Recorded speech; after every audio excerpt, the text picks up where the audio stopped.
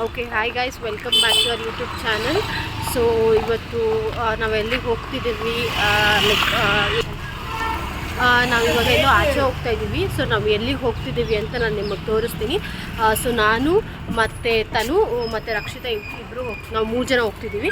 So ಅಲ್ಲಿಗೆ ಹೋದ್ಮೇಲೆ ನಾನು ನಿಮಗೆ ವಿಡಿಯೋ ಮಾಡೋದು ಕಂಟಿನ್ಯೂ ಮಾಡ್ತೀನಿ. ಓಕೆ, ನಾವು ಇವಾಗ ಎಲ್ಲಿಗೆ ಹೋಗ್ತಿದ್ದೀವಿ ಅಂದರೆ ನಾವು ಏನೋ ತೊಗೊಂಬರೋದಕ್ಕಂತ ಹೋಗ್ಬಿಟ್ಟು. ಸೊ ಇವಾಗ ನಾವು ಹೋಗ್ತಿದ್ದೀವಿ, ಆಟೋ ಬುಕ್ ಮಾಡಿದ್ದೀನಿ. ಸೊ ಆಟೋದಲ್ಲಿ ಹೋದ್ಮೇಲೆ ನಾನು ನಿಮಗೆ ಆಟೋ ಬುಕ್ ಮಾಡಿದ್ದು ಆಟೋ ಕೂಡ ಬಂತು. ನಾವು 3 ಜನ ಹೋಗ್ತಿದ್ದೀವಿ. ಸೊ ನಾನು ಅಲ್ಲಿಗೆ ಹೋಗಿ ರೀಚ್ ಆದಮೇಲೆ ನನಗೆ ಅಲ್ಲಿ ಹೋಗಿ ರೀಚ್ ಆದಮೇಲೆ ಬ್ಲಾಗ್ ಕಂಟಿನ್ಯೂ ಮಾಡ್ತೀನಿ. ಸೊ ಏನಕ್ಕೆ ಹೋಗ್ತಿರೋದು ಅನ್ನೋ ಒಂದು ಏನು ಅಂದ್ಬಿಟ್ಟು ನಾನು ಇವಾಗ ಹೋಗ್ಬೇಕು ತೋರಿಸ್ತೀನಿ. ನಾನು ಮೇಬಿ ನನ್ನ ವಾಯ್ಸ್ ನಿಮಗೆ ಕೇಳಿಸ್ತಿರಲ್ಲ. ಸೊ ಅಲ್ಲಿ ಹೋಗಿ ರೀಚ್ ಆದಮೇಲೆ ಓಕೆ, ನಾವು ಇವಾಗ ಎಲ್ಲಿಗೆ ಬಂದಿದ್ದೀವಿ ಅಂತ ನಾನು ನಿಮಗೆ ತೋರಿಸ್ತೀನಿ.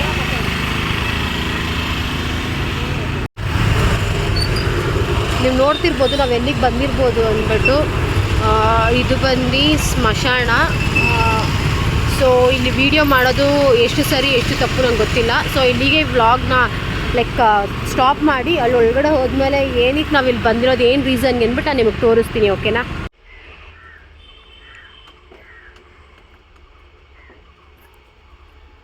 ಓಕೆ, ನಾವು ಪೂಜೆ ಮಾಡಿದ್ದೆಲ್ಲ ನಾನು ನಿಮಗೆ ತೋರಿಸ್ತೀನಿ. ಯಾರು ಪೂಜೆ ಮಾಡಿದ್ದು ಅನ್ನೋದು ನಿಮಗೆ ತಿಳ್ಕೊಳ್ಳೋದಕ್ಕೆ ಕುತೂಹಲ ಇರ್ಬೋದು. ನಾವು ನಮ್ಮ ಮೈಲೋಗೆ ಪೂಜೆ ಮಾಡಿದ್ದು.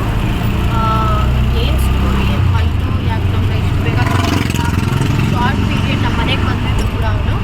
ಸೊ ನಿಮಗೆ ಮನೆಗೆ ಹೋಗಿ ಬ್ಲಾಗ್ ಮಾಡ್ತೀವಿ. ಓಕೆ, ನಾವು ಇವಾಗ ಜಸ್ಟ್ ಮನೆಗೆ ಬಂದ್ವಿ. ಅಂದರೆ ಬಂದು ಒಂದು 5 ಮಿನಿಟ್ಸ್ ಆಯಿತು. ಅಲ್ಲಿ ಹೋಗಿ ಬಂದಮೇಲೆ ಅಲ್ಲಿ ಕೂತಿದ್ದೆಲ್ಲ ನಿಮಗೆ ಹ್ಯಾಂಡ್ ವಾಶ್ ಮಾಡಬೇಕು, ಕೈ ಕಾಲೆಲ್ಲ ತೊಳ್ಕೊಬೇಕು. ಸೊ ಅದೆಲ್ಲ ತೊಳ್ಕೊಬಂದು ಕೂತ್ಕೊಂಡು ಬ್ಲಾಗ್ ಕಂಟಿನ್ಯೂ ಮಾಡ್ತಿದ್ದೀನಿ.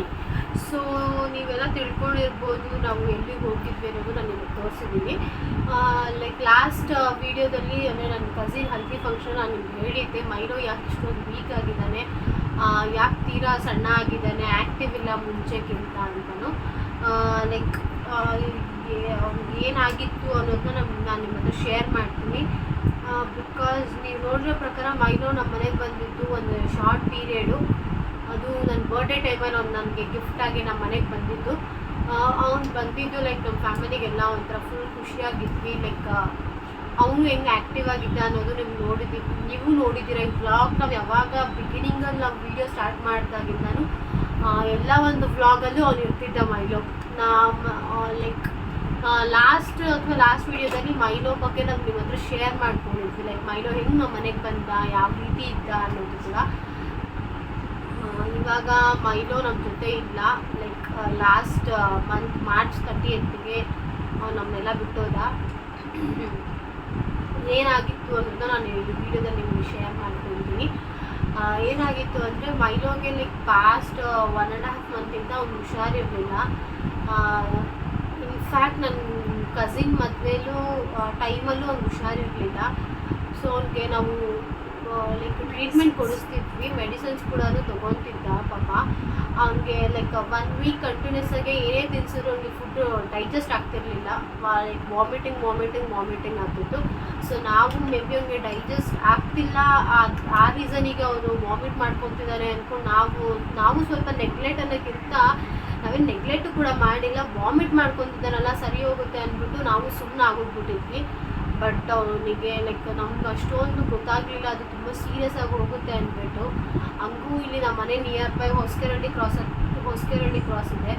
ಸೊ ಅಲ್ಲಿ ಅವನಿಗೆ ಹಾಸ್ಪಿಟಲಿಗೆ ತೋರಿಸಿದ್ವಿ ಅವನಿಗೆ ಏನಾಗಿತ್ತು ಅಂದ್ಬಿಟ್ಟು. ಸೊ ಕರ್ಕೊಂಡೋಗಿ ತೋರಿಸಿದಾಗ ಅವರು ಏನು ಅಷ್ಟು ಕರೆಕ್ಟಾಗಿ ಏನು ಚೆಕ್ ಮಾಡಿಲ್ಲ. ಅಂದರೆ ನಾವು ಜಸ್ಟ್ ಹೇಳಿದ್ವಿ ಅವರಿಗೆ ಅವ್ನಿಗೆ ಲೈಕ್ ಫುಡ್ ಪಾಯ್ಸನ್ ಥರ ಲೈಕ್ ಏನೇ ಊಟ ಮಾಡಿದ್ರು ಅವ್ನಿಗೆ ಡೈಜೆಸ್ಟ್ ಆಗ್ತಿರ್ಲಿಲ್ಲ ಅಂದ್ಬಿಟ್ಟು ಅವರು ನಾರ್ಮಲಾಗಿ 2 ಇಂಜೆಕ್ಷನ್ ಎಲ್ಲ ಕೊಟ್ಟು ಕಳಿಸಿದ್ರು, ಮೆಡಿಸಿನ್ಸ್ ಎಲ್ಲ ಕೊಟ್ವಿ. ಆಗಲಿಲ್ಲ, ತುಂಬಾ ಸೀರಿಯಸ್ ಆಯಿತು. 1 ವೀಕ್ ತುಂಬಾ ನರಳಾಡ್ಬಿಟ್ಟ. ಲೈಕ್ ಏನೇ ಕೊಟ್ಟರು ತಿನ್ನೋದಕ್ಕೆ ಆಗ್ತಿರ್ಲಿಲ್ಲ ಅವ್ನ ಕೈಯಲ್ಲಿ. ನೆಕ್ಸ್ಟ್ ಆಫ್ಟರ್ 1 ವೀಕ್ ಮತ್ತೆ ನಾವು ಇನ್ನೊಂದು ಹಾಸ್ಪಿಟಲಿಗೂ ತೋರಿಸ್ತೀವಿ. ಬಿಕಾಸ್ ನನ್ನ ತಂಗಿ ನಿಮ್ಗೆ ಗೊತ್ತಿರೋ ಹಂಗೆ ಮೈಲಲ್ಲಿ ತುಂಬಾ ಹಚ್ಕೊಂಡಿದ್ಲು.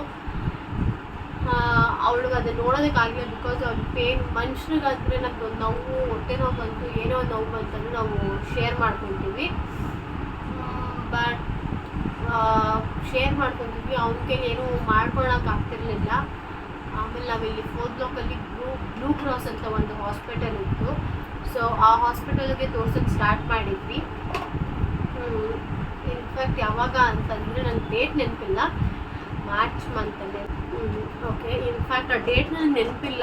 ನಾನು ನನ್ನ ತಂಗಿ ಇಬ್ಬರೇ ಇದ್ವಿ ಮನೆಯಲ್ಲಿ. ನಮ್ಮಮ್ಮ ನನ್ನ ಕಸಿನ್ ಮದುವೆಗೆ ಲಗ್ನ ಪತ್ರಿಕೆ ಹಂಚಕ್ಕೆ ಹೋಗಿದ್ರು ಆ ಟೈಮಲ್ಲಿ ಶಿವಮೊಗ್ಗಕ್ಕೆ. ಸೊ ಆ ಟೈಮಲ್ಲಿ ನನ್ನ ತಂಗಿ ಕರ್ಕೊಂಡು ಹೋಗಿದ್ದು ಹಾಸ್ಪಿಟಲ್ಗೆ, ಅದೇ ಬ್ಲೂ ಕ್ರಾಸಿಗೆ, ಅವಳು ಮತ್ತು ಫ್ರೆಂಡ್ ಇಬ್ಬರು. ಸೊ ಆ ಟೈಮಲ್ಲಿ ಅವನಿಗೆ ಫುಲ್ ಏನದು ವೀಕ್ ಆಗಿರೋ ರೀಸನಿಂದ ಅಲ್ಲಿರೋ ಡಾಕ್ಟರ್ ನಮಗೆ ಸಜೆಷನ್ ಕೊಟ್ಟರು ಬ್ಲಡ್ ರಿಪೋರ್ಟ್, ಬ್ಲಡ್ ಚೆಕಪ್ಗೆ ಮತ್ತು ಸ್ಕ್ಯಾನಿಂಗಿಗೆ. ಆವಾಗ ನಮ್ಗೆ ಗೊತ್ತಾಯಿತು ಮೈನೋ ಲೈಕ್ ಕಂಪ್ಲೀಟ್ 1 ವೀಕಲ್ಲಿ ಅವನಿಗೆ 90% ಕಿಡ್ನಿ ಇನ್ಫೆಕ್ಷನ್ ಆಗಿತ್ತು, ಲಿವರ್ ಇನ್ಫೆಕ್ಷನ್ ಆಗಿತ್ತು, ಮತ್ತು ಹಿಮೋಗ್ಲೋಬಿನು ಎಲ್ಲ ಕೂಡ ಅವ್ನಿಗೆ ಫುಲ್ ಕಡಿಮೆ ಆಗಿತ್ತು ಅಂತ. ನಾವು ಮಾಡಿದ ನೆಗ್ಲಿಜಿಯನ್ಸಿಂದನೋ ಅಥವಾ ಏನೋ ಗೊತ್ತಿಲ್ಲ. ಸೊ ಅವನು 90% ಅವ್ನ ಹೆಲ್ತ್ ನಾವು ಅಪ್ಸೆಟ್ ಆಗಿತ್ತು. ಅವನು ಲೈಕ್ ಆ ರೀತಿಯಲ್ಲಿ ನಮಗೆ ನೋಡೋದು ತುಂಬ ಕಷ್ಟ ಆಗ್ತಿತ್ತು. ನಿಮಗೆ ಗೊತ್ತು ಲೈಕ್ ಮನುಷ್ಯರಿಗೆ ಹೆಂಗೆ ಆಗುತ್ತೆ ಅನ್ನೋದು. ಮನುಷ್ಯರಿಗಾದರೆ ಅವರು ಏನೇ ಒಂದು ನೋವಾದರೂ ನಾವು ಹೇಳ್ಕೊತೀವಿ, ಬಟ್ ಪ್ರಾಣಿ ಅದು ಮಾತು ಬರಲ್ಲ, ಅದು ಹೆಂಗೆ ಸಫರ್ ಮಾಡಿತ್ತು ಅಂತ ನಮಗೆ ಗೊತ್ತು. ನಮ್ಮಗಳಿಗಿಂತ ನನ್ನ ತಂಗಿ ಬಿಕಾಸ್ 90% ಅವಳ ಜೊತೆ ಅವನಿರ್ತಿದ್ದ, ಅಥವಾ ಅವನ ಜೊತೆಗೆ ನನ್ನ ತಂಗಿ ಇರ್ತಿದ್ಲು. ಎಲ್ಲೇ ಹೋದ್ರು ಹಾಸ್ಪಿಟಲ್ಗೆ ಎಲ್ಲ ಪ್ರತಿಯೊಂದೂ ಅವನಿಗೋಸ್ಕರ ನನ್ನ ತಂಗಿ ಏನದು ವರ್ಕ್ ಫ್ರಮ್ ಹೋಮ್ ತೊಗೊಂಡಿದ್ಲು, ರಜಾ ಹಾಕಿದ್ಲು, ಕಂಪ್ಲೀಟಾಗಿ ನೋಡಿಕೊಂಡ್ಲು. ಪ್ರತಿದಿನ ಹಾಸ್ಪಿಟಲ್ಗೆ ಹೋಗ್ತಿದ್ವಿ ಅವನನ್ನು ಕರ್ಕೊಂಡು. ಅದು ಅವನದು ರಿಪೋರ್ಟ್ಸ್ ಆಗಿರ್ಬೋದು, ಅವನ್ನ ನಾವು ಹಾಸ್ಪಿಟಲ್ ಕರ್ಕೊಂಡೋಗಿದ್ದು, ಅಲ್ಲಿ ಟ್ರೀಟ್ಮೆಂಟ್ ತೊಗೊಂಡಿದ್ದು, ಅದೆಲ್ಲನೂ ನಾನು ಲಾಸ್ಟ್ ಕ್ಲಿಪಿಕ್ಸ್ ಹಾಕ್ತೀವಿ. ಬಿಕಾಸ್ ಅದೆಲ್ಲ ಒಂದು ಥಿಂಗ್ಸ್ನೆಲ್ಲನೂ ಕಂಪ್ಲೀಟಾಗಿ ನಾವು ಬಿಸಾಕ್ಬಿಟ್ವಿ. ಅವ್ನ ನೆನಪಿಗೆ ಅಂದ್ಬಿಟ್ಟು ಅವನದೊಂದು ಬೆಡ್ ಇಟ್ಕೊಂಡಿದ್ದಾಳೆ ನನ್ನ ತಂಗಿ. ನೀವು ನೋಡ್ತಿರ್ಬೋದು, ನನ್ನ ಬೆನ್ನಿಂದನೇ ಇದೆ ಈ ಬೆಡ್ ಇಟ್ಕೊಂಡಿದ್ದಾಳೆ. ಮತ್ತು 1-2 ಜೊತೆ ಬಟ್ಟೆ ಇಟ್ಕೊಂಡಿದ್ದಾಳೆ, ವಾಟರ್ ಬಾಟಲ್ಸ್ ಅದೆಲ್ಲ ಇಟ್ಕೊಂಡಿದ್ದಾಳೆ. ಫ್ಯೂ ಥಿಂಗ್ಸ್ನ ಮಾತ್ರ, ಇನ್ನು ಮಿಕ್ಕ ಫ್ಯೂ ಥಿಂಗ್ಸ್ ಎಲ್ಲ ನಾವು ಬಿಸಾಕ್ಬಿಟ್ವಿ. ಯಾವುದು ಬೇಡ ಅಂದ್ಬಿಟ್ಟು ಸುಮ್ಮನೆ ಇಟ್ಟರು ಮನೇಲಿ ಅವಳು ಕೊರಗ್ತಾಳೆ ಅಂದ್ಬಿಟ್ಟು. ಅದಾದಮೇಲೆ ಪ್ರತಿದಿನ ನಾವು ಇಂಜೆಕ್ಷನ್ಸ್ ಎಲ್ಲ ಕೊಡಿಸ್ತಾನೆ ಇದ್ವಿ. ಲೈಕ್ ಇಂಜೆಕ್ಷನ್ ಬಂದು 2500 ಒಂದು ಇಂಜೆಕ್ಷನ್ ಇತ್ತು. ಟ್ರೀಟ್ಮೆಂಟ್ ಕೊಡಿಸಿದ್ವಿ ನಾವು. ಲೈಕ್ 1 ಮಂತ್ ಕಂಪ್ಲೀಟಾಗಿ ಪಾಪ ಅವನು ಬರೀ ಮೆಡಿಸಿನ್ಸಲ್ಲೇ ಇದ್ದ, ನಾರ್ಮಲ್ ಊಟನೇ ನಾವು ಅವನಿಗೆ ಕೊಟ್ಟಿರಲಿಲ್ಲ. ಅವರು ಡಾಕ್ಟರ್ ಅದು ಏನದು ಕಿಡ್ನಿಗೆ ಸಪೋರ್ಟ್ ಆಗೋ ಊಟ ಕೊಟ್ಟಿದ್ರು, ಅದನ್ನೇ ಪಾಪ ತಿಂತಿದ್ದ ಅವನು. ಅದು ನಿಜ ಅವನಿಗೆ 1 ಮಂತ್ ಬ್ಯಾಕೇ ಹೋಗಬೇಕಿತ್ತು ಅನಿಸುತ್ತೆ ಪ್ರಾಣ. ಬಟ್ ಅವನು ಪಾಪ ನಮ್ಮಿಂದ ಆ ಪ್ರಾಣ ನನಗೆ ಕಾಪಾಡ್ಕೊಂಡಿದ್ದ ಅನಿಸುತ್ತೆ. ಮೇ ಬಿ ಅವನು ಆ ಮೆಡಿಸಿನ್ನಿಂದಲೇ ಅವ್ನು ಬದುಕಿದ್ದ ಅನಿಸುತ್ತೆ ನಮಗೆ. ಬಿಕಾಸ್ ನೀವು ನೋಡಿದಿದ್ರೆ ನಿಮಗೆ ಒಂಥರ ಫೀಲ್ ಆಗ್ತಿತ್ತು. ಆ್ಯಕ್ಚುಲಿ ಪೆಟ್ ಲವರ್ಸ್ಗೆ ಗೊತ್ತಿರುತ್ತೆ ಅದೆಷ್ಟು ಪೇನ್ ಆಗುತ್ತೆ ಅಂದ್ಬಿಟ್ಟು. ಹೆಂಗೆ ಕಷ್ಟಪಟ್ಟಿದ್ದೀವಿ ಅಂದರೆ ಅಮೌಂಟು ನಮಗೇನು ನಮಗೂ ಗೊತ್ತು, ಲೈಕ್ ನಮಗೂ ಕಷ್ಟ ಅಮೌಂಟು, ಲೈಕ್ ಫಿನಾನ್ಸಲ್ಲೆಲ್ಲನೂ. ಬಟ್ ಎಷ್ಟೇ ಕಷ್ಟ ಆಯಿತು ನಾವು ಉಳಿಸ್ಕೊಬೇಕು ಅನ್ನೋ ಒಂದು ರೀಸನಿಗೆ ನಾವು ತುಂಬಾ ಕಷ್ಟಪಟ್ವಿ ಆ 1 ಮಂತು.